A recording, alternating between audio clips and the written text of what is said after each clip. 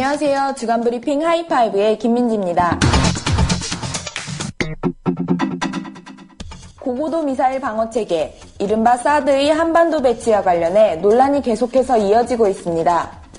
지난 5일 블룸버그 통신은 미국 국방부 미사일 방어 정책국장인 페피노 드비아소의 발언을 이용해 한국 국방부가 미국 펜타곤에 사드 관련 자료를 요청한 사실을 보도했는데요. 보도에 따르면 한국 정부는 로키드 마틴의 패트리어3와 사드, 레이시온의 스탠더드 미사일 자료를 요청한 것으로 알려졌습니다.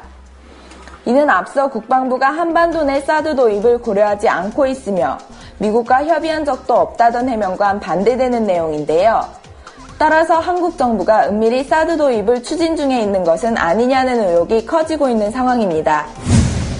조선중앙통신은 지난 6일 올해 4월 관광을 목적으로 북한에 온 미국인 제프리 에드워드 포울 씨를 억류해 조사하고 있다고 밝혔습니다.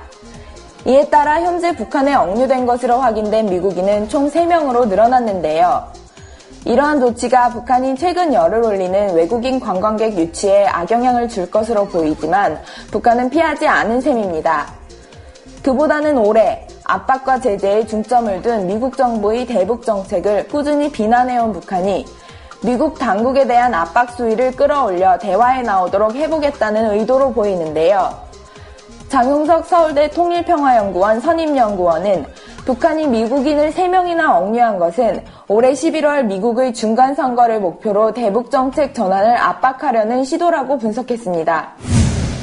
한반도를 둘러싼 미국과 중국의 갈등이 점점 커지고 있습니다.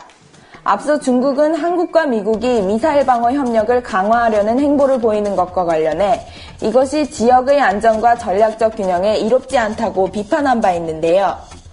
이 밖에도 지난 9일 외교부와 동아시아연구원이 통일한국의 외교비전과 동아시아의 미래를 주제로 공동 개최한 국제회의에서 진찬룽 중국인민대 국제관계학원 부원장은 중국 정부는 한반도 통일이 특정 강대국에 의해 주도되는데 반대한다고 밝혔습니다.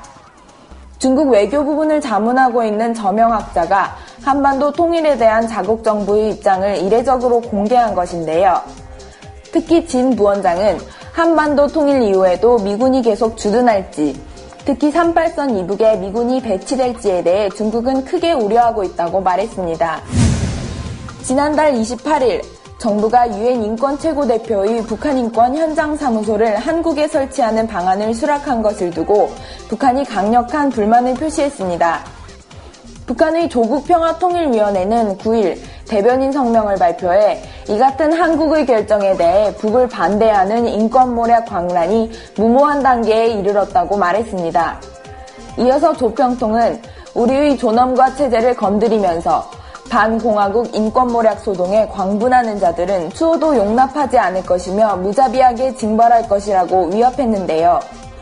한편 통일부 당국자는 10일 기자들과 만나 북한은 북한 인권에 대한 국제사회의 관심을 외면하지 말고 스스로 인권을 개선해 나가는 계기로 삼는 게 바람직하다고 생각한다고 밝혔습니다. 이상 주간브리핑 하이파이브의 김민지였습니다.